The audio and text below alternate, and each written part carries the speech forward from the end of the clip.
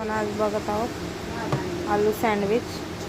3 आलू उकडून घेतलेत, त्यात एक chilli flakes, 1 teaspoon black pepper, 1 teaspoon लसूण पेस्ट आहे, 1 टीस्पून धनिया पावडर, 1 टीस्पून हळद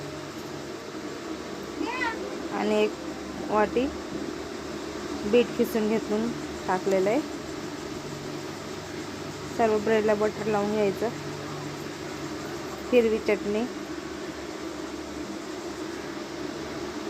सगळीकडे, टोमॅटो केचप टाकायचं थोडं थोडं, आणि जे आपण बटाट्याचं सारण केलं होतं ते ब्रेडवर ठेवायचं, सगळीकडे पसरवायचं। टोमॅटो, काकडी, बीट सर्व ठेवून चीज किसून घ्यायचं आणि त्यावर ब्रेडचे स्लाइस ठेवायचे। आपण आलू तवा ब्रेड सँडविच करतो। तर बघा, बटर तव्यावरती पसरवून घेतली, त्यावर ब्रेड ठेवलेत, दोन्ही साईडने व्यवस्थित भाजून घ्यायचं, लाल होईपर्यंत छान भाजायचं। बघा अशा प्रकारे कट करून घ्यायचं। आपले आलू सँडविच तयार आहे।